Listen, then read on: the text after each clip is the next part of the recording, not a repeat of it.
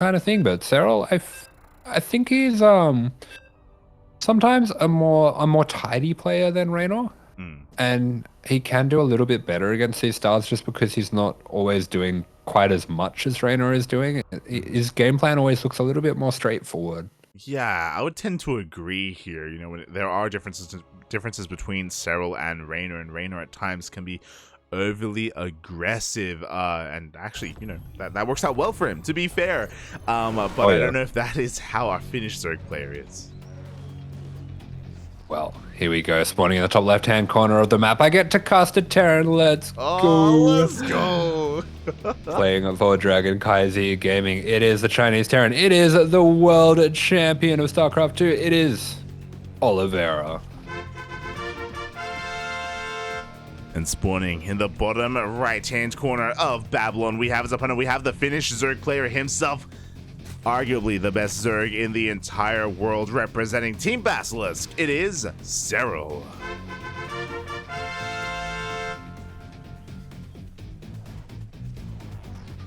The best Zerg in the world. Let's be. Oh my god, and he's going for a pool first opener. Okay. I thought Dark this was is eliminated. not what I was expecting. Yeah. Again, very This is something dark-esque. that- Like, more for the not Yeah, dark, he goes yeah. pool first. This is something that I can definitely see other players mixing in on smaller maps like this, but for Serral to do it's very interesting. I don't know if I want to say it's showing a huge amount of respect for Oliveira to go for this pull first, or if he has something cheesy in store. I do feel like this probably isn't the best map to go for something super aggressive like a roach pressure on, just because you do have that natural ramp that's very close to your base as well, so it's quite defensible. It really is, and we have seen time and time again roach pushes kind of fail on this map. Always remember Dark versus Bjorn, when Bjorn was going for those, or he still does go for the 2 racks openers as a part of his wall on the ramp, and Dark trying to punish that and failing as well. So we'll see how this works out. Meanwhile, Serral with this pull first, he doesn't commit too hard. He goes for only 2 lings and the queen. Yeah, just a 2 link, so this is likely to be a very fast third here coming out from Serral. And he's going to be sending those 2 links around, so maybe doing his homework that Oliveira hasn't been SCV scouting a lot lately. He will be able to dip those around and maybe get a delay on this CC. Yeah, exactly. No SCV scout whatsoever from Oliveira. He's going to be zooming across the map with that Reaper. Eventually, he'll confirm the delayed hatchery and the lack of drones here, but by this point, it is too late. Lings are already arriving. Ooh, Oliveira not making the second Marine as well. A little bit greedy, but maybe realizing that Serral is not super likely to go for a roach pressure and going to be gambling on that. Does bring down the SCVs to push away these 2 lings, and this will go absolutely fine for him. Ah, there we go. Just a little delay on that CC, but nothing too major here. Meanwhile, Serral does go for his own 3rd hatchery as well. Was a pool hatch gas opener overall. And things will be settling down from here as we do see, yeah, that, oh, actually 1-1-1 setup. Yeah, Oliveira, he scouts the 3rd. He scouts that link speed has been pulled off, but he's still going to respect the slightly faster link speed and go for a quicker Hellion here. We do have the opportunity to go for maybe an 8 Marine drop or something like that. There's a...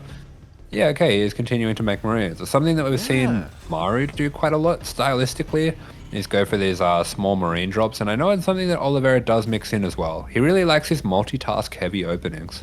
Yeah, very interesting here. For those wondering, typically when we have a 1-1-1 setup, we have Hellion production. Here we only have a singular Hellion. We're going into a medevac drop from here as well. Very interesting. We'll see if Serral can catch wind of what is going on and if he can prepare in time for this first drop.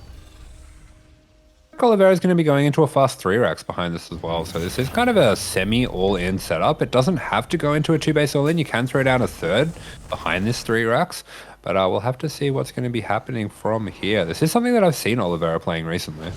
Yeah, and we'll see how it works out for him. There we go. The drop has been spotted here by Serral.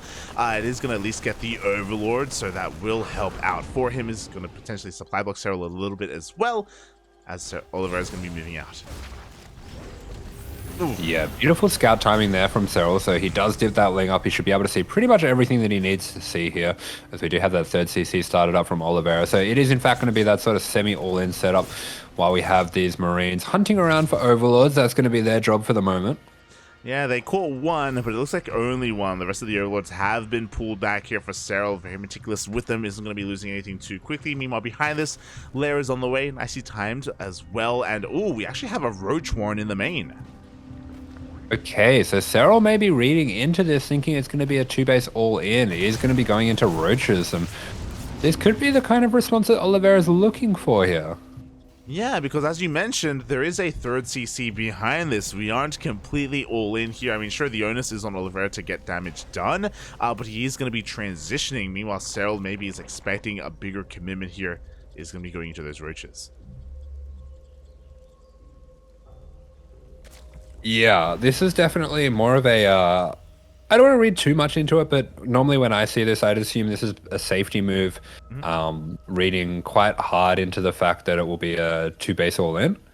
This kind of shuts down two-base all-ins, but what Oliveira is doing is sort of in between that and a macro game, and I think he's not going to mind this setup at all, but here we go, Serral. His defense is fantastic so far, using these Lings and Queens to push back any potential for damage for Oliveira, but Oliveira, he's okay with diving on in here. He's going to be taking down one Queen, putting a lot of pressure on these Lings as well, so very nice trades for him so far. Yeah, exactly. Didn't overcommit either. Did keep all of his medevacs alive. He will be able to bounce it back behind this, as Serral is going for a very interesting fourth base here, going for the linear fourth, a little bit isolated. The Roaches have now been confirmed by Oliveira as well.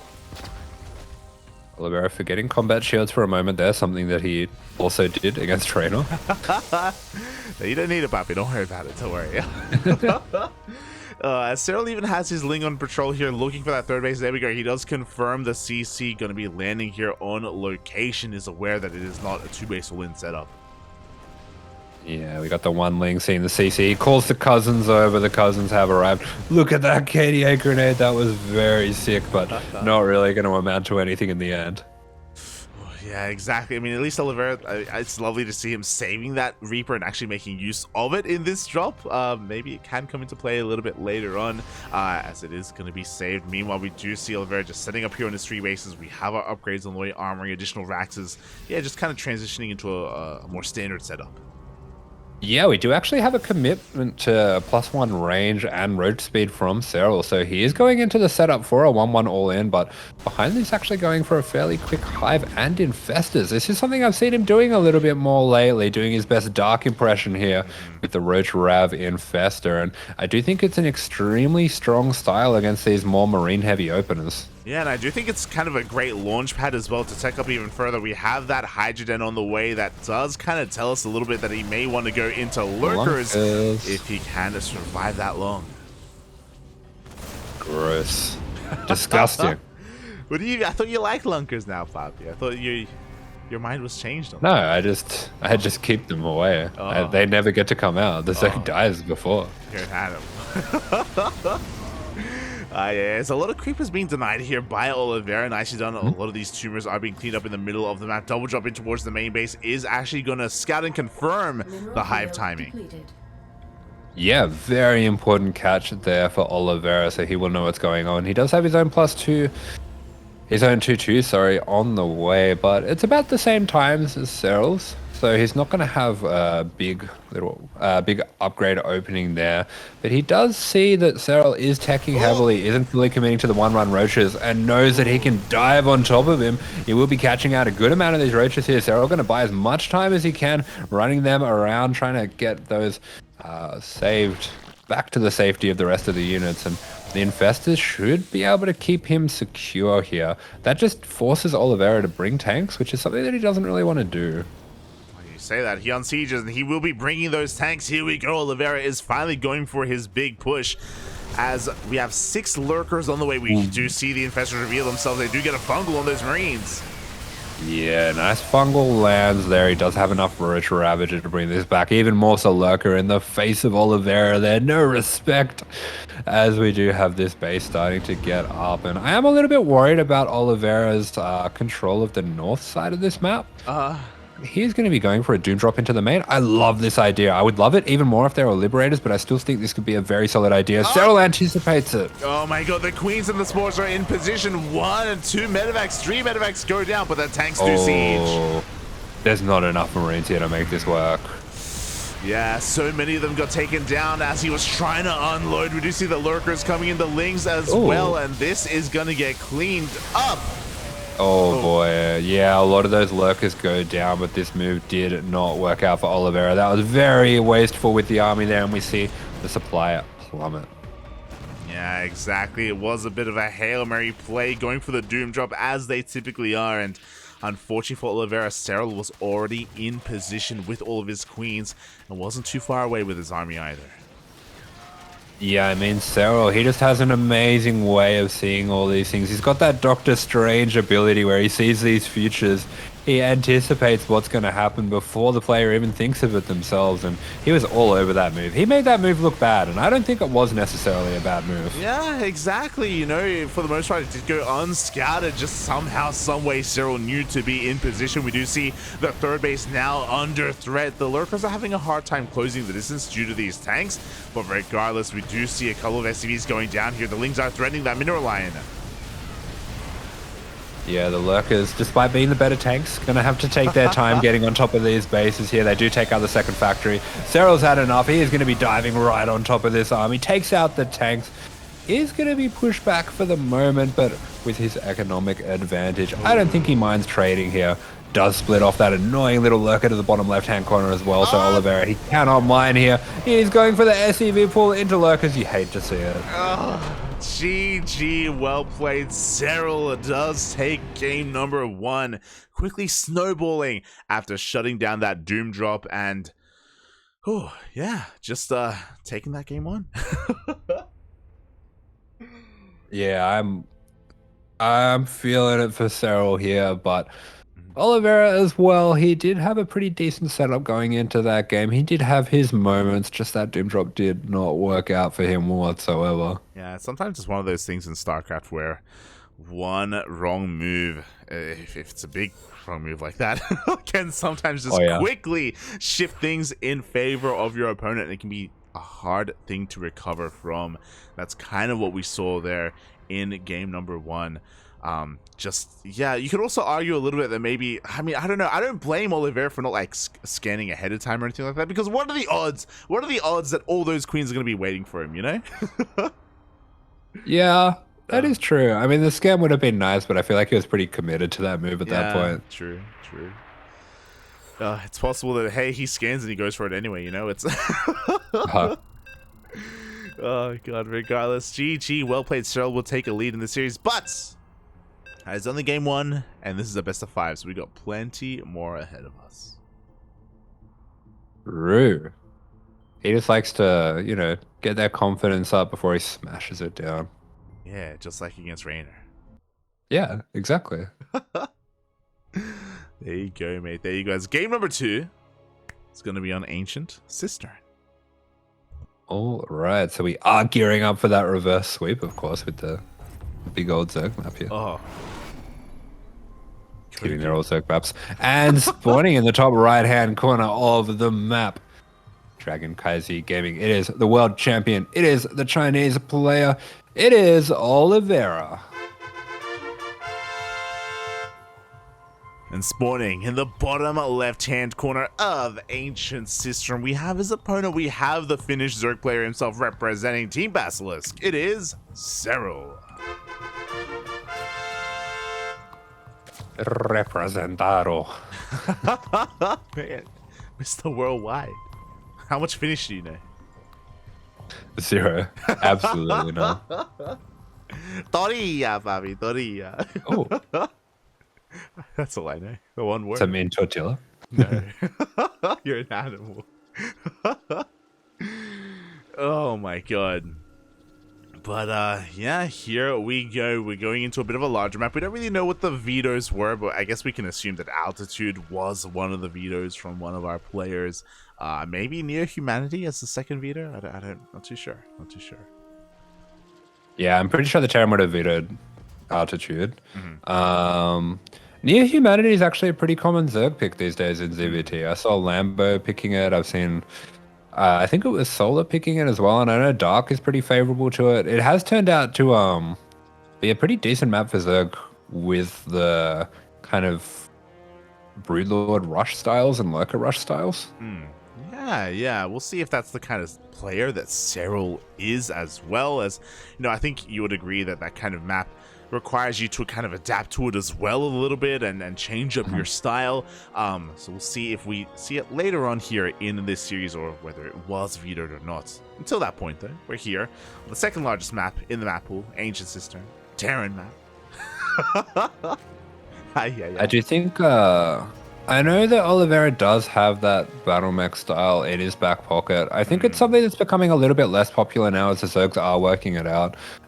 This kind of more Hydra-based style with fast Vipers does seem to deal with it quite well. But I mean, maybe we'll just get to see that. That'll be a treat too. Yeah, I mean, that was a really interesting dynamic that I never thought I'd see, where against Battle Mech, we get to see like Hydra, Ling, Viper, and we yoink the Cyclones. I was like, oh my god. yeah. It's pretty good.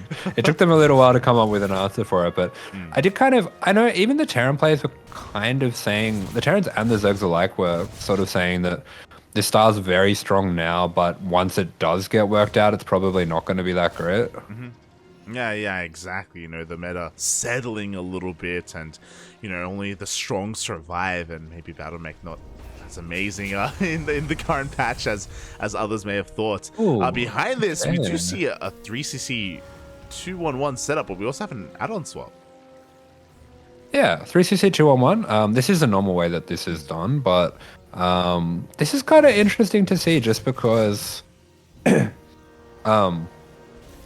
this is a style that I associate more with EU Terrans. Yeah. It is interesting to see it reaching other regions as well. But the one problem with this is Clem was playing this pretty much every game for like almost a year. Serral's going to be very well practiced with dealing with this. And yeah, I imagine he will be. And also, to be fair, at least when I think of 3cc 2-1-1, I think of Cure. He has been doing it. Yeah, he has been doing it quite a bit. I mean, maybe I'm a little bit more exposed to it because I cast more of the ESL Asia, ESL Open Cup Asia. But yeah, Cure has been one to work this out as well.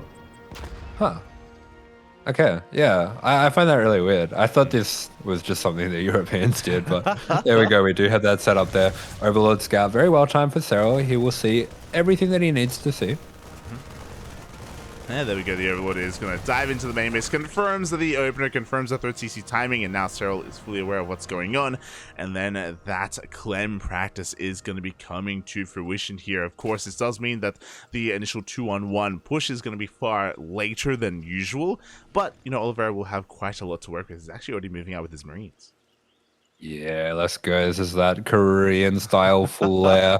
Oliveira's gotten from spending so much time on that server, and he is going to be going for this little move out here. Behind this, going for an extra Rax as well. So it's going into a pretty normal setup here. This is a very standard version of this 3cc 2-on-1, which, yeah, I'm a little bit surprised to see it. I actually think this build's garbage, but maybe Oliveira can teach me something new. We've had these discussions before when casting, where you're like, it's like it's not the best of both worlds. It's just it's less aggressive than your regular 2-on-1. It's not as safe and economic. You have less of a map presence as well. I feel like it's easier for the Zerg to deal with, and they get to do it on a way higher drone count as well. 100%, mate. So we'll see if Oliveira can make something happen here. I mean, again, we've seen Cure just, even with this bit of a later timing, just pull apart Zerg players left and right. Remember how he just tore apart Solar. We'll see if Oliveira can do the same. Wow, good damage so far, getting a queen, but losing quite a few of those Marines, not ideal. The Hellions as well going to be looking to put a bit of pressure on, but here is the problem. These run-bys at the third become very difficult to deal with. You just can't really ever get this third mining because your reinforcements are a little bit slower. They really are, and as a result, Oliveira is going to be a little bit oversaturated here at his natural base. There we go. He's finally going to be able to Maynard over towards that third Oliveira looking to just rotate around himself, finding another angle of attack with his drop. Yeah, to be fair, he's getting a lot of respect out of Serral with not too many units here, and does actually get that cancel on that would-be 5th as well, but Serral going to be pushing this drop back. Gonna force it back for the time being. Meanwhile, Serral, his drone count is looking pretty damn healthy right now. We've got 1-1 on the way. Serral is set up to just go pure Ling Bane, potentially Ling Bane into Hive, as we do have that macro hatch on the way. Yeah, I do think this logically makes a lot of sense against this kind of style, just because the factory tech is so delayed for the Terran here, and we do see Serral starting to set up some run buys. He does have his Ling Bane set up all throughout the map here. He does on the right hand side and on the left. We do see the main army pushing on forward, or the double drop I should say, clearing up a lot of creep here in the middle of the map. But is Oliveira set up defensively here? Can he deal with the Bane run by? This is only 7 minutes in. They're so good. Yeah, we do have that Ling Bane run by set up. I think as soon as he sees a heavy commitment from Oliveira, or if he can force a commitment, he'll be trying to break through that natural. And there we go. He does see his opening now. Beautifully placed tank here for Oliveira. He's going to be doing work, and actually not too much done here for Serral, but he does get the tank. Does get the tank. Mindshot's going to be able to help clean all of this up, but that tank may have been worth it. At the same time, Oliveira once again cancels that 5th base. Yeah, Serral's struggling to get this 5th up, and this push to the left-hand side looking pretty scary as well. He's going to be able to push that back with the Banes, with the Queens as well, but Oliveira, he is starting to make this look pretty good. I mean, one thing as well is because the Queens are so important to the defense here, Serral hasn't gotten his creep spread going quite as much as he might have liked to. It's a very nice advantage of this double drop is you can keep the creep pen back a little bit better. Yeah, I mean, Serral is barely connecting his own bases, barely edging out into the middle of the map right now, so Oliveira has a lot more freedom, has a lot more map control overall, and you were talking about the delayed factory production. Sure, that is true, but now we're getting into it. We have our mines, we have drilling claws on the way for Oliveira.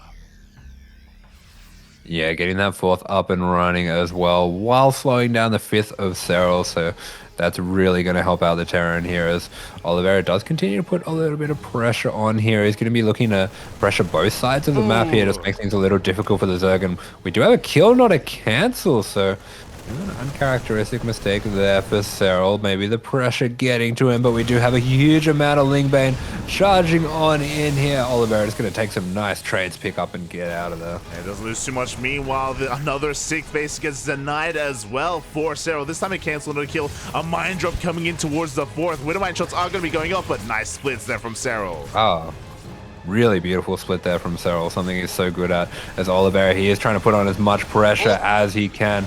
This is something he's very good at. Oliveira, even before that fame of Katowice, was known as an extremely fast player, so he's going to be looking to put on the pressure with this multitask. Yeah, finally Serral gets his 5th base up. Not quite running yet, so we don't really have too much saturation here, as Serral has been on a relatively lower drone count, but finally is reaching that 85 to 90 drone mark. Drop headed towards the main base. At the same time, the main army is pushing in towards that 4th. Yeah, we got a very healthy Biominer army charging on in here, but Serral does not let it get set up. Beautiful work, just pounces on this army. The killer instinct from Serral is insane, and the Ling split's also insane. Yeah, exactly. The mines are all going to get cleaned up. The mine shots were not what they needed to be. At the same time, a drop on the right-hand side doesn't get too much damage either. Despite all this aggression, bases have been denied, but drones have not been killed. Serral is so fast and so clean with his Ling Bane micro. It's really incredible to watch, but Oliveira, he is not resting. He's continuing to push on. Beautiful defensive setup here. That mine's going to get a really good amount of damage here. We do have one of those sensor towers being taken out. That's why we got 2.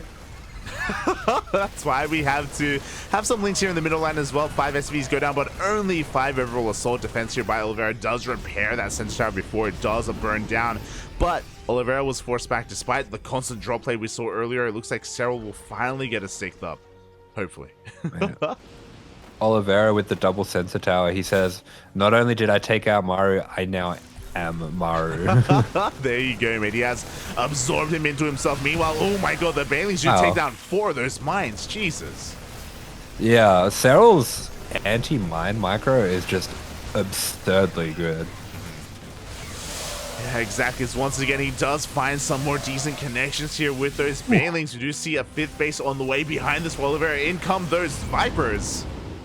Yeah, Parasitic Bomb's going to be going down. Pretty quick splits coming out from Oliveira. Tidy work there. He's going to be mitigating too much damage from happening, but feels like Serral has gotten the momentum on his side now. Oliveira desperately trying to get some pushes happening on this right-hand side of the map to stop himself from getting overwhelmed, but the Ling Bane, the supply does not lie. It is starting to become an overwhelming amount of units. It really is. Mine shots are going off. Half decent mine shots this time. They do get a decent amount of those Lings, but the 5th base is going to be denied, and Oliveira's army gets forced back.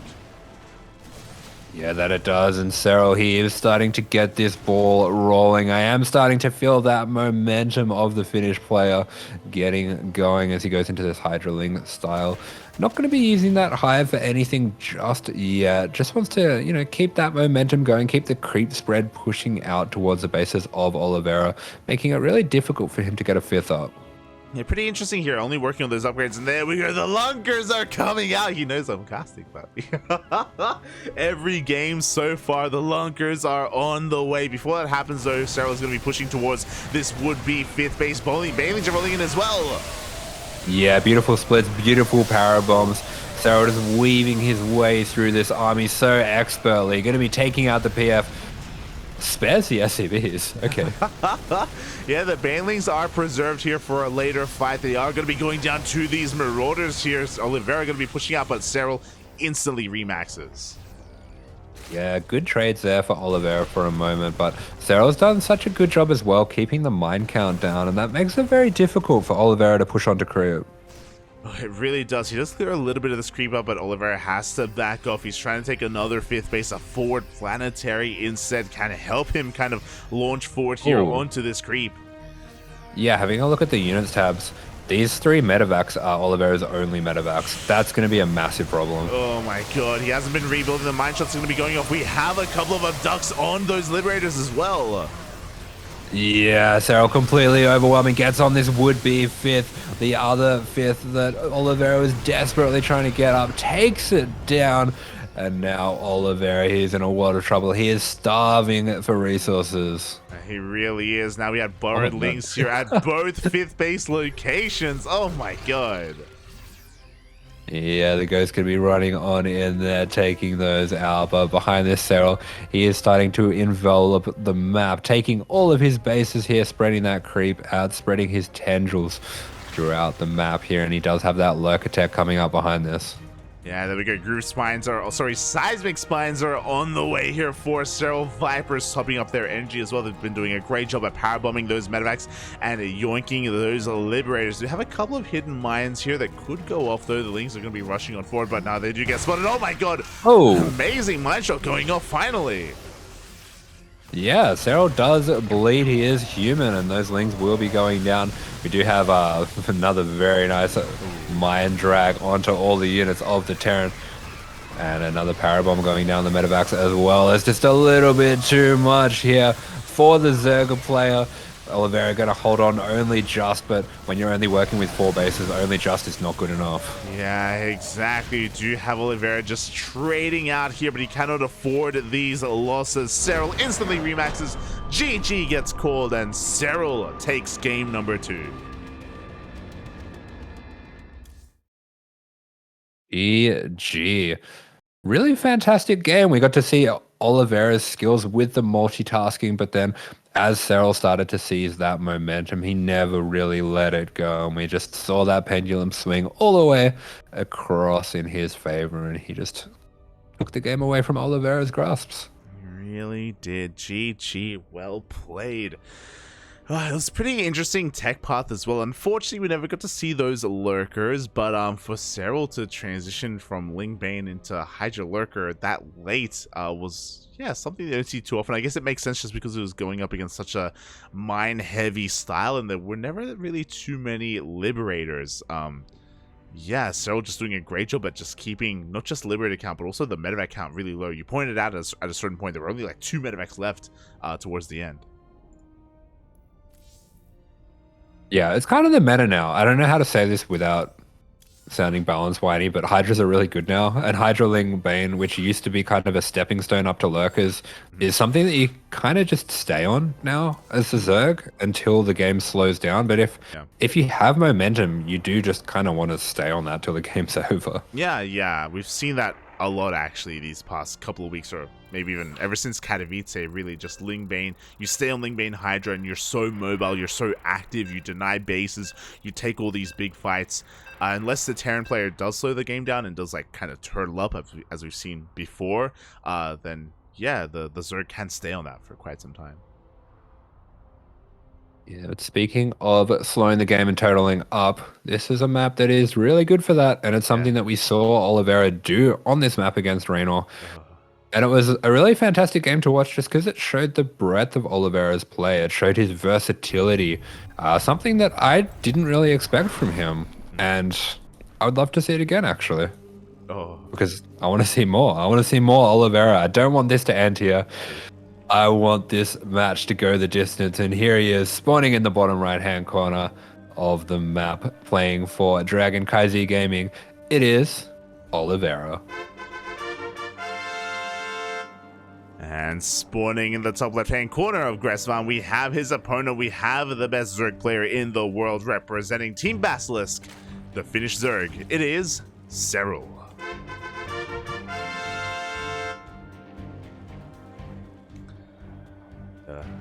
Yeah, I guess to kind of echo what you said about what can be quite good on Gressvan, we've seen it quite a lot this past week, especially in the ESL Masters qualifiers. Gogo Joy versus XY comes to mind. Eric versus Vindicta as well in ESL Americas. I don't know if I can take more, but okay, if you want to, Boppy.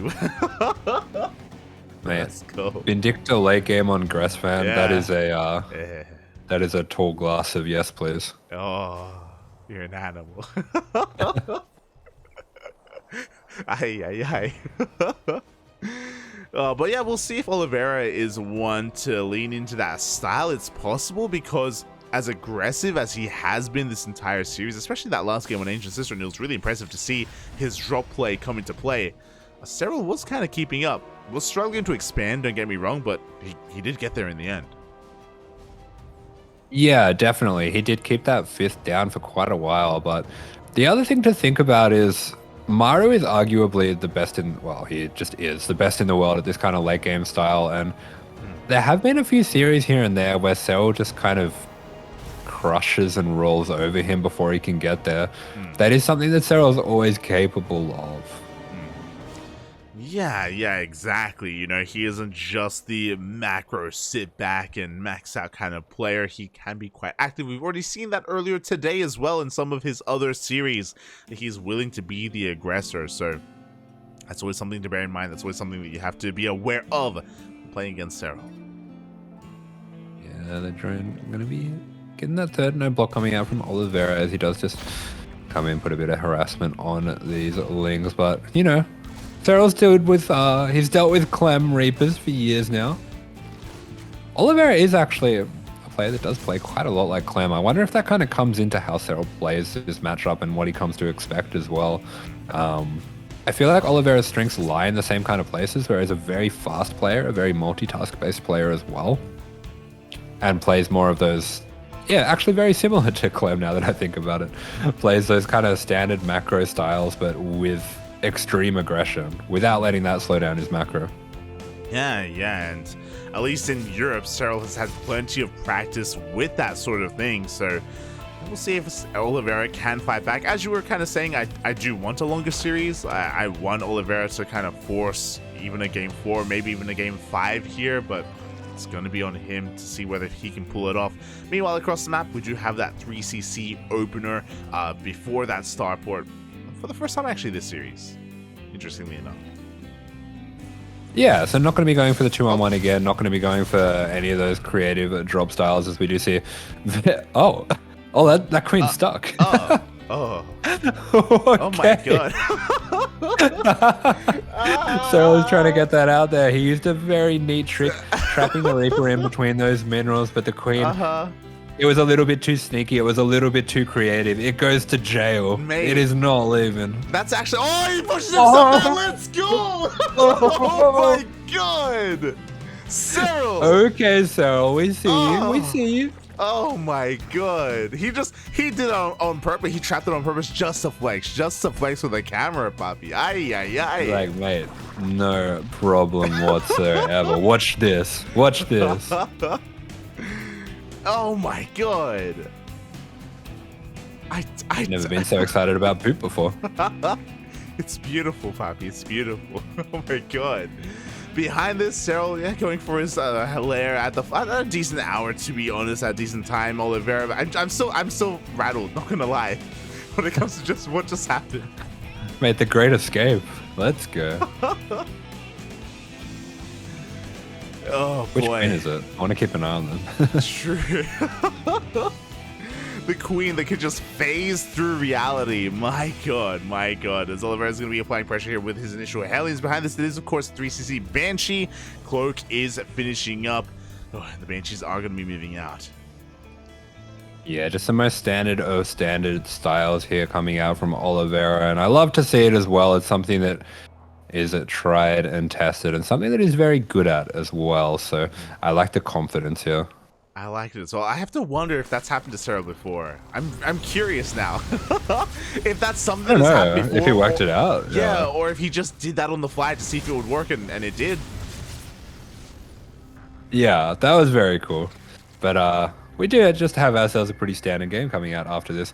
Banshee's going to be headed into the main. Serral, of course, very well prepared.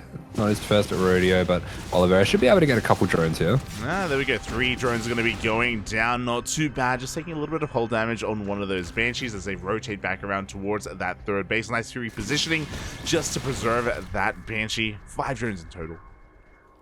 Like, mate, where's the queen? Where did it go? I locked it up right here. It was here when I left. True. He wanted to come in and finish it off, and it looks like he will get a queen nonetheless. Does stray a little bit too far off of creep. Queen just explodes into a pile of bones. That's brutal. I think that was the same queen. I hope not. Do you think it knew that it's supposed to die? It knew I can't live like this. I can't live with the guilt anymore. I should be trapped. I should be in jail. Why am I out? Oh my god. But we do see Serral. He does what Zergs do these days. He goes giga greedy against the 3cc Banshee. Already up to 80 drones here. This is what makes this build a little bit scary sometimes, as the Terran is a very good Zerg like this that can recognize the opening. Can get away with a lot. Can get away with a lot, and Oliveira's going to be pushing on forward here to try and at least assert himself on the map. A lot of creep is going to be cleaned up. At the same time, Serral is setting up for a bit of a surround. Going to try and catch this army. Oh my god! Yeah, getting a little bit cheeky with it, and it pays off big time. That is a huge problem for Oliveira now. Oh, he did it, Papi. He wasn't looking. Does catch him off of creep. Unfortunately, there just wasn't enough room in both these medevacs, so Oliveira couldn't save everything. Mate, he's going full light VIP. Not only does he catch him with the he's not looking, but he's going for overlord speed as well. Let's go. Oh my god. Once again, some Bailey connections here towards the north. We do see a second force towards the south, pushing in towards that fifth base. But there's plenty here waiting for him. Oh. Yeah, Oliveira trying to make things happen here, but he has got a skeleton crew at work here, as he did lose so many units. He does stop this would-be 6th base from going up for a moment. That's something, I guess. Yeah, it's something that he stops the 6th as he's taking his own 4th as we speak. At least it is thrown down here on location. The Banshee's coming back in again. Can they force another cancel? Yeah, looks like they should be able to just cancel this. Going to be losing a Banshee as a result. Oliveira also I will note, has forgotten his +2 armor. Probably didn't have enough to get it right when he wanted to start his 2-2, and there we go. He just remember it now. There we go, +2 armor starts up just a little bit later, a little bit offbeat to the +2 attack. Meanwhile, Serral has been able to make it here. Droned up to 87 workers. He has the worker count that he needs, and now he can focus on his army. He already has his hive. We have Vipers on the way. Yeah, Serral has swallowed up the entire map in a very short amount of time here, and this is a really key moment for Oliveira. He needs to get some momentum going in his favor. I like this mixed tank mine army. That's really going to help him with doing this, as he does start to set up a bit of a slow push through the center of the map. And this is where Oliveira can start to retake some of the momentum. This feels like a very strong point for him. Yeah, it really is. He has to be very careful with how he pushes though, because again, we do have 2 Vipers ready for this. They are topping up their energy as we speak, and Oliveira has to be careful because that to keep these tanks spread, but that is an insane minefield. Yeah, this is a lovely setup. I really, really like the way that Oliveira is doing this. And behind this, he is starting to go into Liberators. Makes a lot of sense to start sprinkling some Liberators in behind this, as Serral is starting to spread groups of Lingbane all over the place. I do envision in my mind's eye a beautiful surround here, but the Banshee of Oliveira is going to catch that out. He's going for it. Here we go from all the different angles. We have a couple of blinding clouds. We have the Lingbane coming in from the north, from the south, and it looks like the tanks are being cleaned up.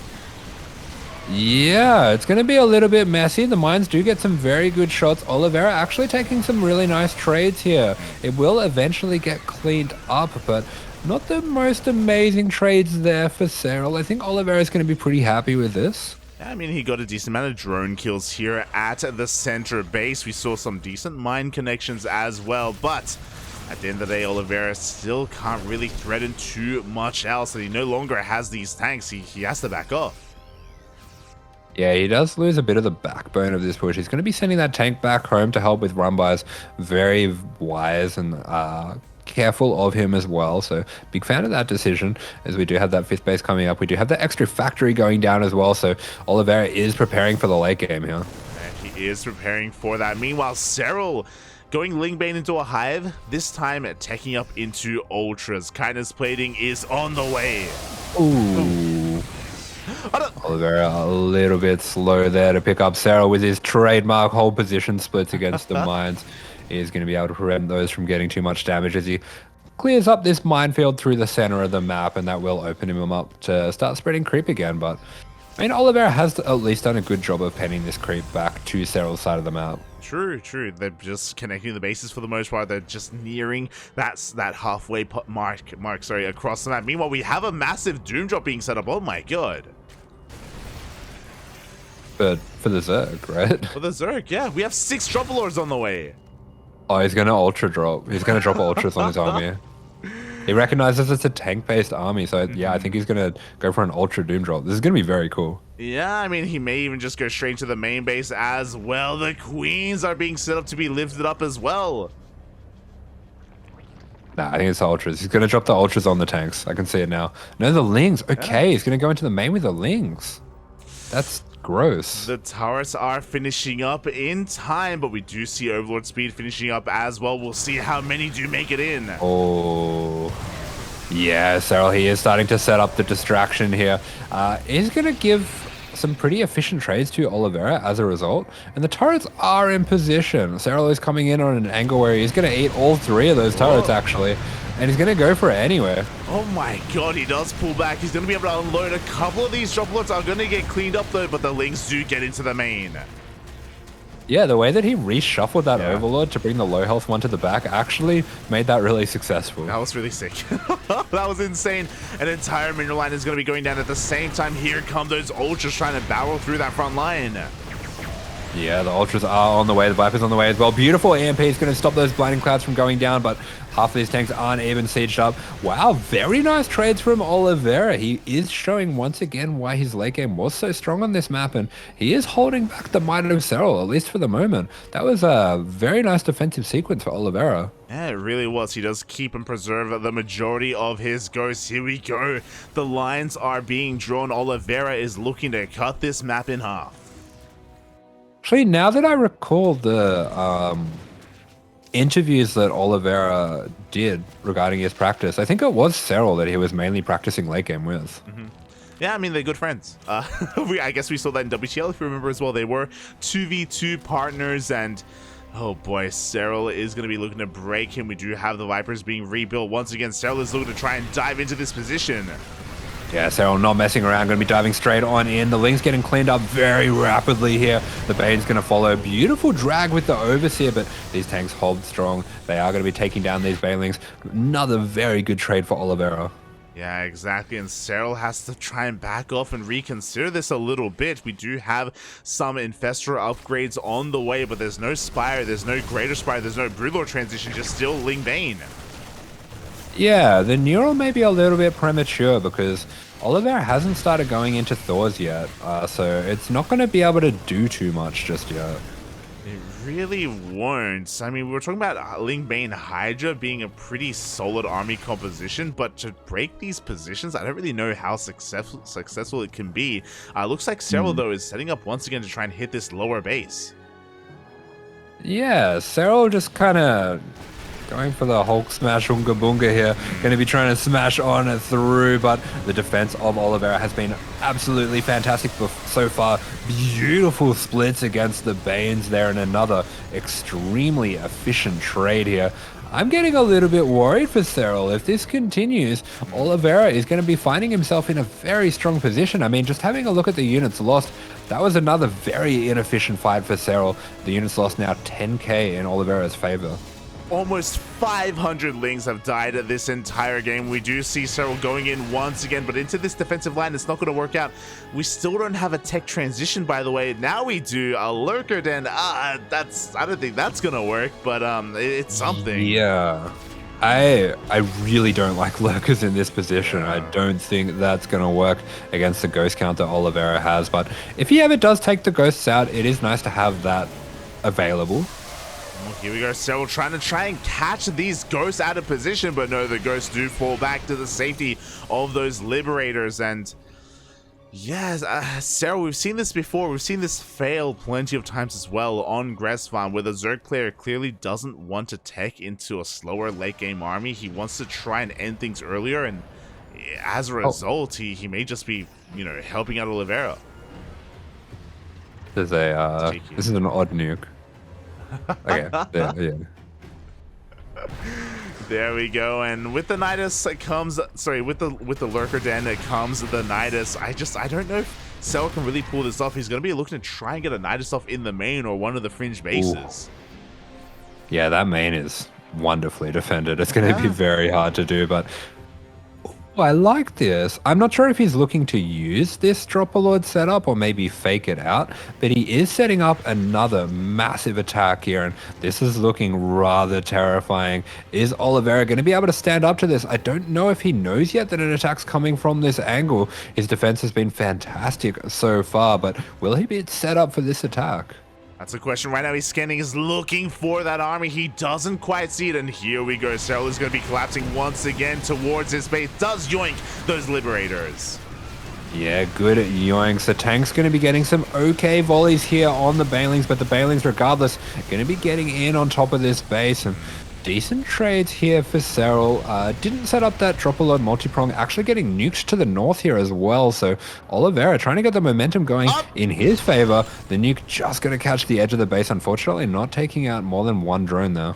Yeah, exactly, but that base is so much weaker as a result, and Oliveira, I don't know, he did lose a decent chunk of his Liberators and tanks here at the third, but the Ghost count was preserved, and another hatchery is going to go down.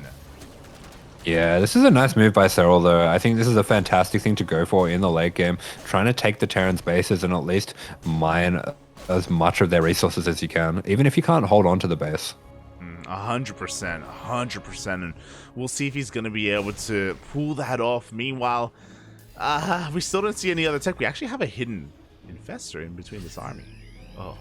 Yeah, I love it. The Ghosts are a bit bunched up as well, so during the attack, this can be something that he goes for. There we go. Let's throw down the fungal on every single Ghost. Massive fungal. That is huge for Serral, but the splits for Oliveira. Oh my God, the splits are good. God, the splits are insane, Poppy, and the Ghosts, the majority of them will be able to survive and push this back once again, but Serral has a bank. He can remax, he can rebuild, and Oliveira has been having some costly losses. Yeah, I am getting flashbacks to that series against Reynor. We're seeing very similar things here coming out from Oliveira. The Infester of Serral going to come in. It's going to see that tank, but I don't know if he's watching. Okay, yes, he is watching it. He'll get away from the turret. We'll get away from the turret at the same time. Do you have another nuke here towards the south? Here we go. In once again comes the Lynx, and we have the Infester, the EP.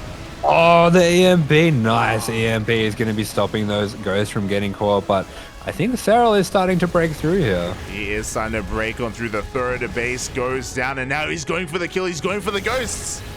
Yeah, he is going for the Ghost of War. Going to be coming up just at the last minute there, but I think there's a little bit too many Banelings, too many Hydras as well. This might be Oliveira's last stand. We see those beautiful splits once again. Serral trying to get in on top of these ghosts, but Oliveira, he is piece by piece being stuffed out here, and Serral is mining that southern base. That's extremely important for him as we go towards the later late game. Yeah, it really is. Serral immediately remaxing, and Oliveira is really struggling here to rebuild and replace those high-tech units. His bank isn't really what it needs to be, and Serral is coming in once again. Wow, lovely timing here. Finds this north side undefended and will be taking out almost every single tank here. Beautiful timing from Serral.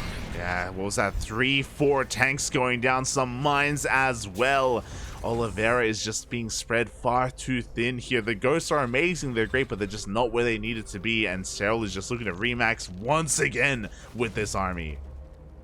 Yeah, something I'm really noticing from Serral is he's so assertive in these positions. He does not take much time at all to set up these attacks. They just come one after another at such a relentless pace. Yeah, exactly. There's so little breathing room. An amazing mine shot going off, but the planetary will still fall. Yeah, Planetary is going down. He just does not give Oliveira a moment to rest to get his defenses set back up. But Oliveira, he is running at a good pace here. He will take that base down to the south here again. But there's a lot of those minerals that have been mined, and that's basically what Serral's trying to do here. There is going to come a time where Oliveira needs to take that base, and if that base is half mined out, that might just be the end of the game for him. Yeah, exactly, and Serral immediately does retake that base as well. It's going to be denying mining here towards the north. There is not a planetary and an orbital instead, and it is going to be denied mining. Oliveira is being starved out. Yeah, it really is starting to feel like Oliveira's on his last legs here. He is desperately trying to set up this base here to get the last little bits of minerals out from that third, but this north base is one that's going to be important to hold as well. It really is. I think we both just assumed that Oliveira would be able to hold on to it, but no, Serral is just all over this. Towards the north, towards the south. The tank, it goes down, and we have a borrowed Ling as well just to delay this even further.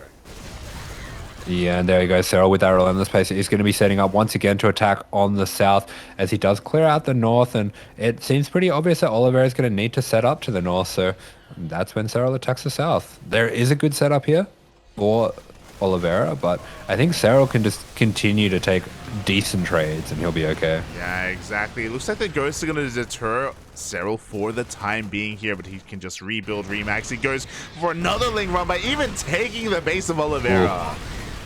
Yeah, the friendly fire on those tanks going to be taking down 10 SCVs. Those cracklings just do the most insane amount of damage here. We do get that cancel. Oliveira will be trying to set this base back up to the north, but I think as soon as Serral sees that commitment of the ghost to the north, he'll be hitting the south again. Yeah, and I think Oliveira's aware of that. There we go. They're racing back home, racing back towards the south, but they're maybe a little bit too late. Liberators arguing. They do take down those Vipers. Oh, a ghost goes down. Couple more ghosts going to be going down. A lot of ghosts going down. Serral finally getting the damage that he's looking for. Oliveira going to be pushing this back, but it feels like it's just a matter of time for Serral now. Yeah, it really is here, as once again the bases are denied. 12 SCVs do end up falling. Oliveira trying to expand towards the northern portion of the map, but you were talking about it. Serral just doesn't give him enough time to breathe. Serral already instantly remaxing. Yeah, Serral's attacks just come so fast, and it's really impressive to watch. He just is flowing. It feels like he's in this constant flow state where he's not even stopping to think about what he's doing. He's just going, going, going.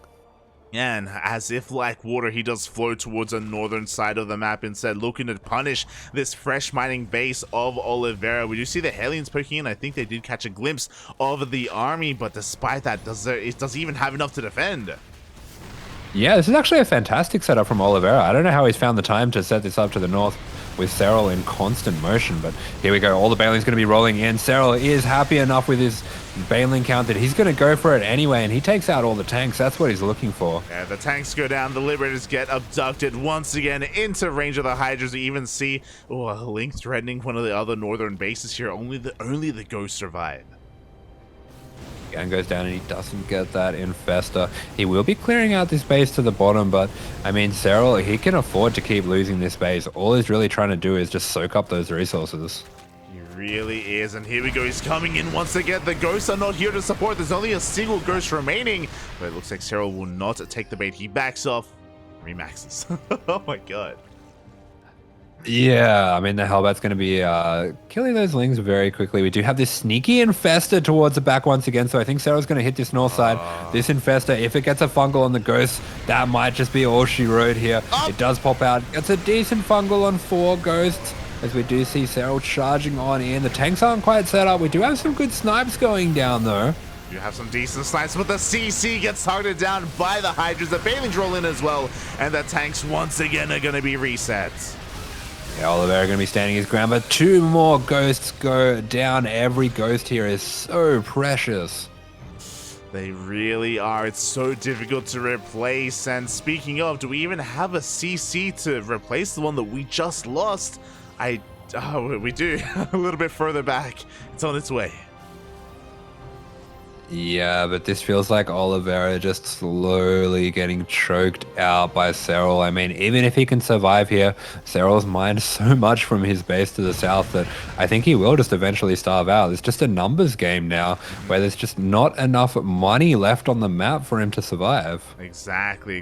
He just doesn't have enough to rebuild what he has been losing. We see Serral once again setting up here at the southern portion of the map. We have 3 tanks and a Liberator to defend. Oh boy. Yeah, Oliveira's out of gas. He just does not have gas income right now.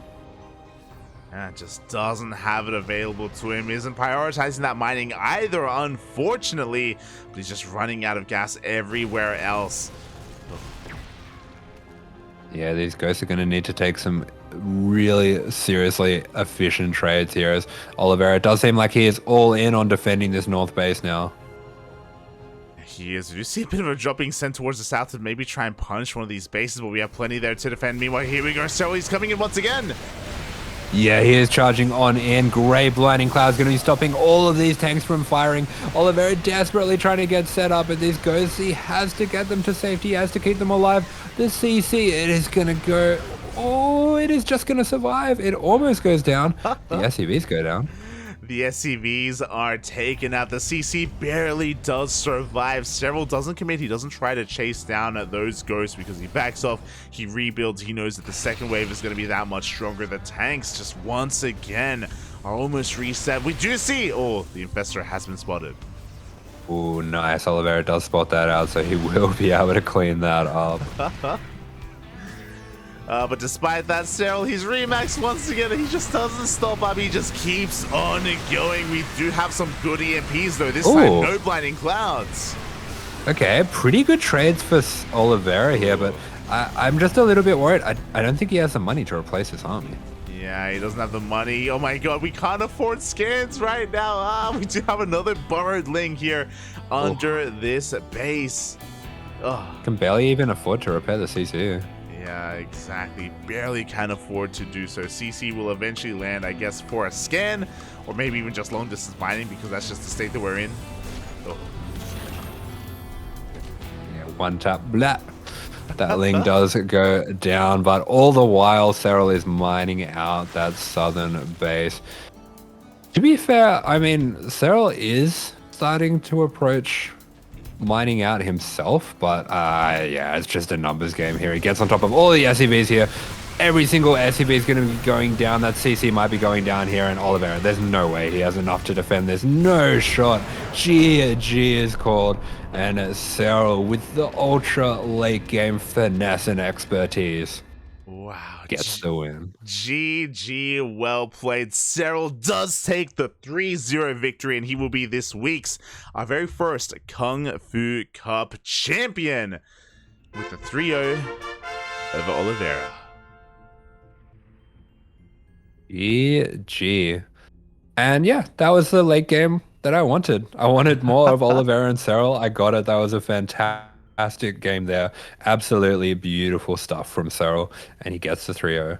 Yeah, it was honestly really impressive. I'm most impressed by the fact that Serral was able to stay on Ling Bane Hydra Viper. I mean, with Infestors as well, I guess, for the entirety of that game.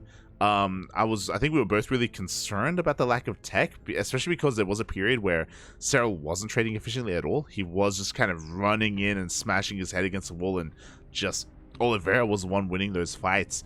But over time, I guess it just came down to the fact that Serral was able to take his side of the map and more, and eventually find some chinks in the armor, some cracks in the armor, and break through. There was that one moment, if you remember, where he broke the triangular throat and almost got on top of all those ghosts at the natural, and from that moment he just had the momentum and held on to it. Yeah, I mean, Serral just set a really brutal pace and never let up on it. And Oliveira, he was doing everything he needed to do. It's just that he never really got his own harass on the other side of the map, which can be really key in these kind of positions. Even just sneaking out a single drop, a liberator or two, anything you can do to just slow the mining of the Zerg. It was everything that he could do, and it was seriously impressive that he was even able to get his defenses in place in time. Yeah, exactly. Like, Oliveira was fighting to the last. I think every single time he was able to rebuild and reposition his tanks towards the last like 5 minutes of that game was really impressive. I was like, oh my god, he's got a standing army. He has something to contest against Serral, and I don't think many others can say the same, or we can see the same. So yeah, it was really impressive from Oliveira overall. Wasn't enough to overcome and take a game from Serral, but some really good games nonetheless. Yeah, 100%. Oh, GG, well played. And yeah, again, congratulations to Serral. He's the best Zerg for a reason. We finally do get that series that we maybe missed in Katowice that we never got to see come to fruition. A bit of a different setting, of course, an online tournament. You know, it is very different to an offline finals, of course, but yeah, really, really good turnouts. The bracket was insane. We got such high quality players tonight. Oh. Yeah, this is a wonderful tournament, and yeah, as you're saying, really, really high quality. It was awesome to watch. Yeah, it was absolutely insane. Players coming in from all around the world, from Europe, from South Korea as well. Serral was here, Raynor, MaxPack, Showtime, Oliveira, Hero, Innovation, Stats, even TY. TY was here, if you can believe it. Crazy, crazy. Yeah, absolutely crazy stuff. Glad we got to see it. Glad we got to cast it together. It was beautiful, Papi. It was beautiful. Shout out to Yakov the Zaku. He was, of course, casting with me at the start of the broadcast. And thank you so much, Asher, as well, for joining me towards the end. I really do appreciate it. Thank you, Papi. Thank you. Yes. No worries. Thank you to Yaku of the Zaku. There you go, as we are going to be wrapping up here. Again, only one broadcast today, only one, but a banger of a broadcast nonetheless. Only one. Only one. It was a long one, though. It was a long one. Went deep into the night. 5-hour cast. We don't get to see those too often anymore. And if you enjoyed the cast, and if you maybe want some more CranKy Duckling action, then let me just quickly double check here. We'll be live once again tomorrow in... well, it's 6 hours. In 7 hours, we're gonna be live. I'm gonna be live with ESL Open Cup Americas. Man. Yeah, I'm gonna be sleeping through my alarm, so you have fun with that. Oh, your voice is deep again, Poppy. It's horrible. Oh.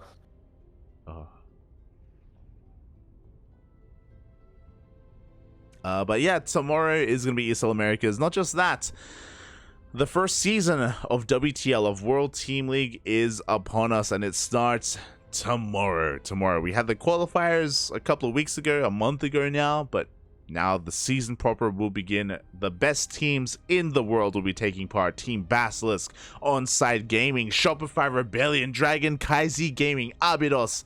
Everyone will be there, and we'll be doing our best to bring you as much coverage as we can.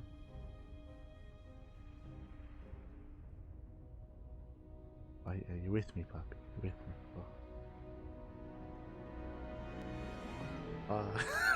me. You're muted. I can't hear you. Alright, well. Yes, tomorrow is going to be ESL Americas, and tomorrow is also the first day of World Team League. So, 2 broadcasts tomorrow, and that will be continuing over the remainder of the week as well. So be sure to stay tuned for some more StarCraft action. Otherwise, consider following us as well. We have a Twitter, we have an Instagram, we have a YouTube channel. We have it all. !! Socials in the chat if you want to follow the CranKy Ducklings. You'll be notified for when we go live. And we are going to be going live quite a lot. Quite a lot over the course of the week. Oh, hello? Oh. You're still not back, Papi. You're still not back. Ah! Not like this. Not like this. Well, he's not here to give himself a shout out.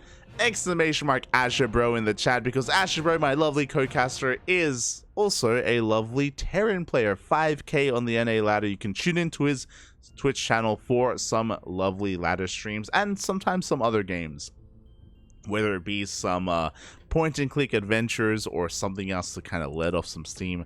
Follow AsherBro. He's amazing. He's beautiful. He's got you covered there. Even sometimes some Oceanic show matches are covered on his channel.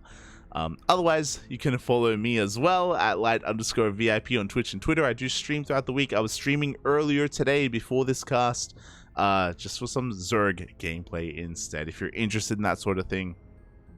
I'm also playing through Diablo 2 for the first time as well. But if you're only interested in our casting, then follow us all over the CranKy Ducklings, all over the interwebs. We have a Discord server as well, if you want to interact with us outside of just our streams. And with that, I believe we are done. One special thing, if you're interested, we do have a prediction game being set up over in our Discord server for WTL. It's something that we used to do for Pro League back in the day, back in Heart of the Swarm. There used to be a prediction game for Pro League where it's not quite like fantasy, like a fantasy team league, not quite like that, but you can basically predict on who you think is gonna take what game in these best of twos, in these team league matches. So if you're interested in a little bit of gamba, a little bit of predicting, not quite gambling, I guess, but predicting nonetheless, then yeah, you can join our Discord server and you can take part in the WTL prediction game. Other than that, thank you so much for watching. Thank you so much for the support. Shout out to all the raids that we got. And Ash, are you back? Are you back? Oh.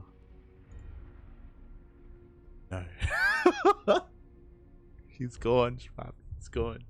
I usually say, Asher, do you have anything left you want to say? He has nothing to say. Oh. With the death of Oliveira, Asher has also left us. Smooch, papi, smooch. Asher just messaged me. Zerg Imba.